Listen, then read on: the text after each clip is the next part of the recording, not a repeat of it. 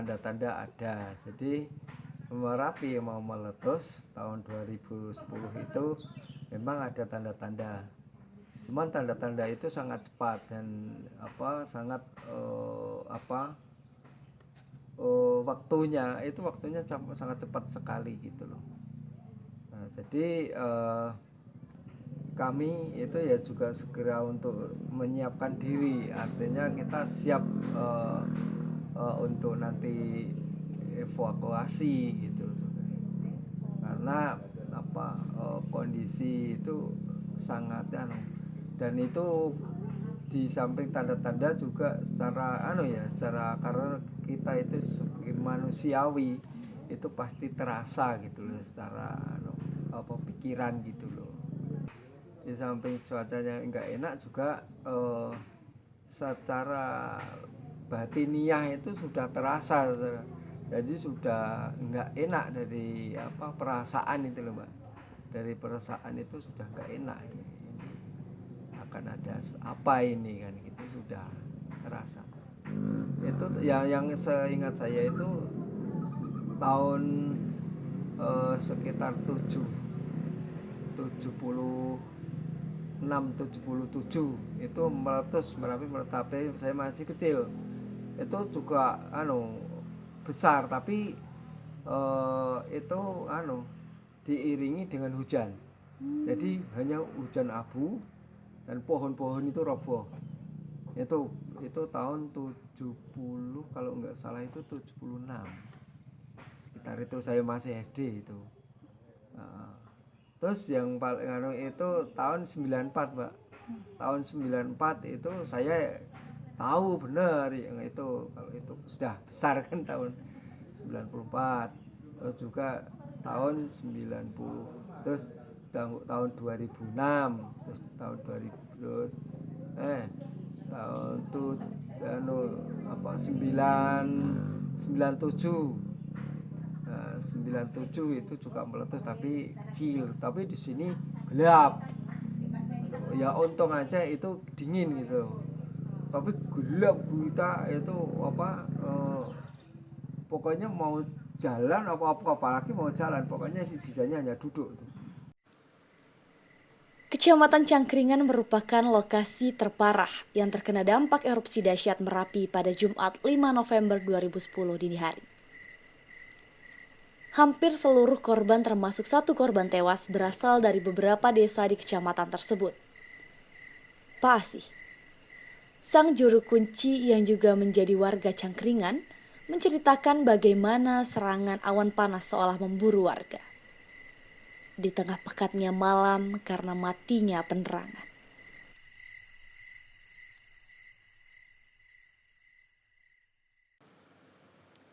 Sehari sebelum erupsi, Rabu, 4 November 2010, menurut Pak Asih, petugas gabungan sebenarnya telah mengumumkan untuk bersiap mengungsi pada hari itu juga.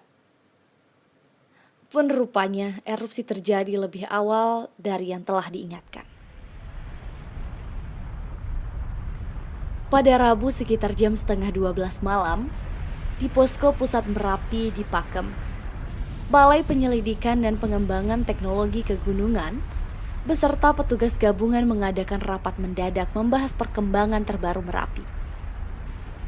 Hasil rapat memutuskan bahwa warga yang masih tinggal di radius 20 km dari pusat erupsi harus dievakuasi. Jumat 5 November 2010 sekitar jam 12 malam, terdengar gemuruh hebat dari puncak Merapi. Sejurus berikutnya, gempa akibat erupsi mengguncang wilayah sekitar gunung tersebut. Tak lebih dari 5 menit setelah erupsi dan gempa, sirine tanda bahaya berbunyi bersaut-sautan di antero Kecamatan Cangkringan, yang berada hanya sekitar 15 km dari pusat erupsi.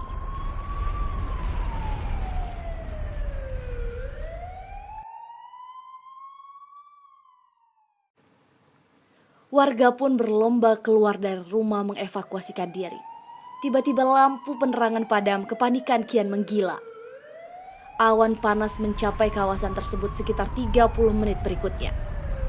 3 orang dilaporkan tewas di dalam rumah yang hancur lebur karena serangan awan panas di desa Cakringan.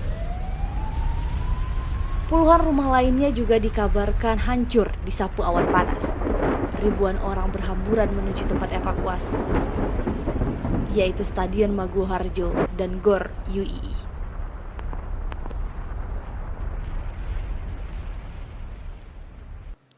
Dari banyaknya korban yang ada, muncullah berbagai mitos yang dikaitkan pada Gunung Merapi. Selain dikenal karena keaktifan erupsinya, Gunung Merapi juga populer karena cerita-cerita misteri dan klinik yang menyelimutinya. Gunung ini digambarkan sebagai pusat pemerintahan kerajaan gaib yang menguasai wilayah Indonesia, sebanding dengan pantai selatan Jawa. Terlepas dari cerita mistis dan tingkat keaktifan erupsi yang tinggi, masyarakat Kejawen pada umumnya meyakini jika Gunung Merapi yang berdiri kokoh menjulang tinggi terbentuk melalui kisah asal-usul Mahapelnik. Asal-usul Gunung Merapi ini terjadi pada masa di mana Pulau Jawa masih berupa hutan belantara dan belum berpenghuni. Pada suatu masa, saat di mana Pulau Jawa masih berupa hutan belantara, hanya dihuni binatang buas dan golongan lembu. Para dewa di Kayangan tengah bingung memikirkan bagaimana cara membuat pulau ini menjadi seimbang. Pulau ini pada saat itu lebih condong ke arah barat, karena di barat ada banyak gunung yang menambah beban pulau ini. Setelah berdiskusi cukup panjang, akhirnya para dewa di langit ketujuh pun ikut sepakat untuk meletakkan satu penyeimbang tepat di tengah-tengah Pulau Jawa, agar pulau ini tak terus-menerus miring ke arah barat. Mengapa penyeimbang tidak diletakkan di arah timur? Alasannya tak lain karena tidak ada penyeimbang yang bisa dipindahkan ke daerah situ. Dengan alasan sangat jauh dan membutuhkan waktu yang lama untuk memindahkannya. Satu-satunya penyeimbang yang memungkinkan untuk dipindahkan terletak di laut pantai selatan. Ia berupa gunung yang tinggi, menjulang indah dengan keasrian yang sangat menawan. Gunung Jamudrawipah namanya.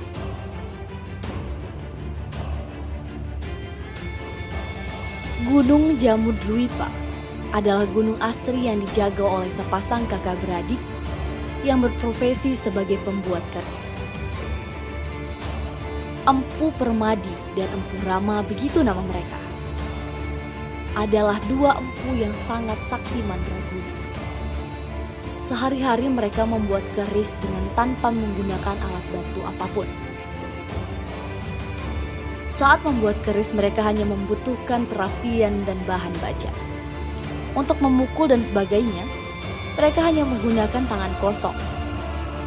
Para dewa yang berkunjung menemui kedua empu tersebut pun sampai berjejak kagum akan kesaktian mereka.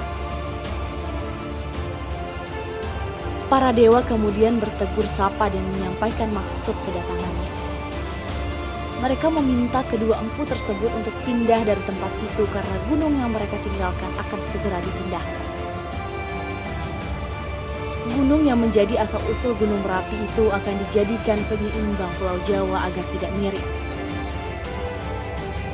Baik Empu Permadani maupun Empu Rama menjawab. Keduanya menerima saran dari para dewa. Hanya saja mereka baru akan pindah setelah pekerjaan mereka selesai. Saat itu, keris sakti yang mereka buat baru selesai setengahnya. Namun para dewa meminta agar kedua kakak beradik itu untuk segera pindah. Jika tidak, maka Pulau Jawa akan tenggelam karena penyeimbangnya tak kunjung diberikan. Para empu pun berujur jika pekerjaan tak diselesaikan di tempat itu, maka hasilnya akan tercipta sebuah malapetaka bagi manusia di latas generasi. Setelah berunding sangat alot, kedua kubu bersikukuh pada pendiriannya. Sang dewa akhirnya mengambil keputusan sepihak. Dipindahkanlah Gunung Jamudrawipah meskipun kedua empu masih berada di sana. Kemudian jatuhlah gundukan tanah yang menjadi asal-usul Gunung Merapi itu tepat di tengah Pulau Jawa. Konon, karena kejadian itu, daratan di bagian timur sebagian ada yang tenggelam. Dan dasar laut Pulau Jawa sebagian barat ada pula yang menjadi daratan. Sebagai contoh, Pulau Bali sebetulnya dulu menyatu dengan Pulau Jawa. Hanya saja setelah kejadian ini, keduanya kemudian berpisah. Kedua empu tak lagi ditemukan rimbanya. Berdasarkan kepercayaan, mereka dan peralatan pembuatan keris termasuk perapiannya terjebak di dalam gunung. Keris yang setengah jadi pun kemudian ditancapkan di tengah perapian. Perapian tersebut kini diyakini berubah menjadi lahar panas yang terletak tepat di pusat gunung. Jika si keris ini tergoyang sedikit saja, maka akan tercipta satu gempa vulkanik. Sedang lahar yang panas yang dulunya adalah perapian akan keluar karena tekanan hebat dari kesaktian si keris. Karena sering menyemburkan api, masyarakat yang datang pada ratusan tahun setelah itu kemudian menamai gunung ini dengan nama Gunung Berapi, yang artinya gunung yang berapi-api. Seperti dikatakan almarhum Mbah Marijan melalui sang anak Pak Asih, Kuncen Merapi yang tewas akibat awan panas. Sesungguhnya Gunung Merapi adalah sebuah kerajaan para makhluk halus. Namun tidak sembarang orang yang dapat melihatnya. Hanya mereka yang memiliki kelebihan atau sang penguasa alam gaib itu yang sengaja menampakkan keberadaan, ujar Pak Asih. Mbah Marijan juga mengatakan, selain terdapat sebuah kerajaan gaib, keangkeran lainnya adalah pasar dedemit yang bernama Pasar Bubrah. Tempat ini merupakan pasarnya para makhluk halus yang dapat dilihat pada setiap malam Jumat. Pada saat itu, jangan heran bila akan terdengar keramaian layaknya sebuah pasar malam di puncak gunung ini. Berdasarkan cerita rakyat, asal-muasal upacara ritual ini berawal dari zaman Sultan Agung. Ketika itu, Kerajaan Tengah tertimpa sebuah malapetaka yang membuat negara ini kacau balau. Sultan Agung melakukan semedi dan meminta bantuan pada penguasa alam halus yang merupakan penjelmaan dari Nawang Wulan, seorang bidadari cantik yang diturunkan dari kayangan atau dikenal oleh masyarakat Jawa sebagai Nyi Roro Kidul, penguasa Laut Selatan. Kemudian, sang ratu memberikan bantuan dengan mengirimkan ribuan anak buahnya untuk menyelesaikan malapetaka itu. Tapi bantuan itu bukan tanpa syarat. Sang sultan beserta seluruh keturunannya harus bersedia menjadi suami dan memberikan persembahan yang kemudian dikenal dengan nama labuhan. Hingga saat ini, pada masa Kesultanan Hamengkubuwono X, perjanjian itu masih berlaku dan harus tetap berlanjut pada keturunan Sultan Agung yang berikutnya. Konon, bila perjanjian itu dilanggar, maka akan mengakibatkan kehancuran Sultan Yogyakarta.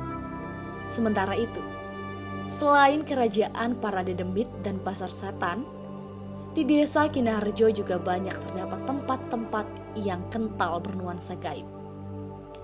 Seperti Watu Gajah, merupakan sebuah batu besar yang dipercaya dapat menahan aliran lahar bila Gunung Merapi meletus. Batu ini dilingkari oleh pagar tembok dan memiliki satu buah pintu masuk. Di dalamnya terdapat tempat persembahan yang biasanya dilakukan pada malam Jumat Kliwon. Tak jauh dari sini, ada sebuah pohon beringin satu-satunya yang ada di desa, sehingga disarankan oleh warga sebagai tempat keramat. Menurut penataran Mbah Marijan, tempat ini dulunya merupakan tempat bersemedi seorang petapa sakti. Nyai Gledung Melati itu istilahnya ya kalau yang istilahnya yang duduk di sana di Merapi. Itu memang ya sejarahnya Nyai Gledung Melati itu yang duduk di sana, yang sebagai menunggu kalau menurut sejarah ya itu ya, kalau menurut cerita itu yang menunggu di Merapi itu di Sri Manganti. Yang sapu jagat itu dulunya itu dari punggawa keraton gitu loh, dari punggawa keraton. Nah dulu kan gini, jadi tekan Parangtritis ya. Nah, ini dulu kan Panembahan Senopati. Panembahan Senopati itu kan dulu bertapa di Parangtritis atau Parangkusumo. Bertapa di situ karena dalam kondisi itu Mataram itu baru peperangan, yaitu musuh Pajang. Itu musuh Pajang. Nah, dalam kondisi peperangan kan itu banyak orang yang meninggal di keraton. Itu istilahnya namanya perang ya mesti niki ya bunuh-bunuhan mesti gitu. Nah, itu kan dalam kondisi susah tuh ya kalau perang itu kan bagaimana ini bisa damai, bisa bisa tentram dan kondusif dan lain sebagainya. Itu plus mereka itu Panembahan Senopati itu atau raja itu bertapa di sana. Bertapa di sana yaitu memohon kepada Tuhan supaya keraton itu bisa damai di sana. Nah, setelah itu di situ tahu bahwa kalau Panembahan Senopati itu bertapa di situ. Nah, itu istilahnya Nyi Roro Kidul itu tahu gitu loh. Ratu Kidul itu tahu. Dia terus ditemuinya oleh Nyi Roro Kidul. Ada apa Gusti gitu kan. Tetap boso lah itu, tetap boso karena di situ ada seorang misuwur itu bertapa di sana itu tentu ada kewibawaan yang sangat tinggi dan itu anak buahnya itu gelisah di sana, istilahnya terasa tidak nyaman. Nah, itu terus ditemui oleh Nyi Roro Kidul, itu dicari terus ketemu, ternyata di situ ada seorang leluhur bertapa di situ. Akhirnya ngobrol-ngobrol, ditanya-tanya bahwa karena kondisi keraton ini baru peperangan, kami minta bantuan supaya keraton itu bisa damai, bisa tentram dan bisa Pajang itu bisa mundur. Terus ya pokoknya nanti saya bantu, tapi Gusti ini Panembahan Senopati pulang saja. Nah, pulang. Nah, setelah itu kan juga ada ngobrol-ngobrol, ada perjanjian sampai Panembahan Senopati itu kalau sampai ada cinta sama Nyi Roro Kidul. Nah, itu akhirnya menjadi terus itu istilahnya ya nikah, terus jadi suami istri gitu. Nah, setelah itu ada perjanjian seperti itu. Terus setelah itu pulang. Setelah pulang itu diberi istilahnya oleh-oleh lah gitu. Oleh-oleh atau kenangan. Diberi namanya ndok jagat. Nah, itu nanti disuruh makan. Tapi dengan pendampingnya itu tidak boleh. Dengan pendampingnya Panembahan Senopati itu jangan dimakan, ini berbahaya. Ini dibawa pulang aja ke keraton. Terus bawa pulang ke keraton. Terus Panembahan Senopati memanggil juru taman. Terus dikasih telur itu dimakan, berubah menjadi raksasa. Hasil penelitian stratigrafi menunjukkan sejarah terbentuknya Merapi sangat kompleks. Menurut barometer, berdasarkan studi stratigrafi, sejarah Merapi dapat dibagi atas 4 bagian. Pra-Merapi, Merapi Tua, Merapi Pertengahan, dan Merapi Baru pada 2000 tahun lalu sampai sekarang. Dalam kawah Pasar Bubar, terbentuk kerucut puncak Merapi yang saat ini disebut sebagai Gunung Anyar yang menjadi pusat aktivitas Merapi. Batuan dasar dari Merapi diperkirakan berumur 8 juta tahun yang lalu. sedangkan Merapi yang sekarang berumur 2000 tahun. Siklus itu sebetulnya sama dengan periode letusan sebetulnya, atau periode erupsi. Nah, siklus itu sendiri di satu sisi memang karakter gunung ya, karakter gunung Merapi, terutama yang titik strato itu di Gunung Merapi. Dan di sisi lain sebetulnya siklus itu sendiri ada hubungannya dengan mitigasi, sebetulnya mitigasi bencana. Artinya kenapa dibagi berdasarkan siklus, itu maksudnya supaya pihak-pihak atau orang-orang yang berhubungan dengan Gunung Merapi itu waspada. Misalnya masyarakat di sekitar gunung, mereka waspada dengan adanya siklus, sehingga ada early warning system di situ. Kalau misalnya biasanya gunung 4 kali atau 4 tahun sekali mengalami erupsi, maka ketika sudah 4 tahun maka mereka waspada. Sejarah letusan Gunung Merapi mulai dicatat sejak tahun 1768. Namun demikian, sejarah kronologi letusan yang lebih rinci baru pada tahun abad ke-19. Ada kecenderungan bahwa pada abad 20 letusan lebih sering dibanding abad 19. Hal ini dapat terjadi karena pencatatan satu peristiwa pada abad 20 relatif lebih rinci. Pemantauan gunung api juga baru mulai aktif dilakukan sejak awal abad 20. Selama abad 19 terjadi sekitar 20 letusan, yang berarti interval letusan Merapi secara rata 5 tahun sekali. Letusan tahun 1872 yang dianggap sebagai letusan terakhir dan terbesar pada abad 19 dan 20 telah menghasilkan kawasan Mesjidan dan Lama dengan diameter antara 480 sampai 600 meter. Letusan berlangsung selama 5 hari dan digolongkan dalam kelas D. Suara letusan terdengar sampai Karawang, Madura, dan Bawean. Awan panas mengalir melalui hampir semua hulu sungai yang ada di puncak Merapi, yaitu Apu, Trising, Senowo, Blongkeng, Batang, Woro, dan Gendol. Awan panas dan material produk letusan menghancurkan seluruh desa-desa yang berada di atas elevasi 1000 meter.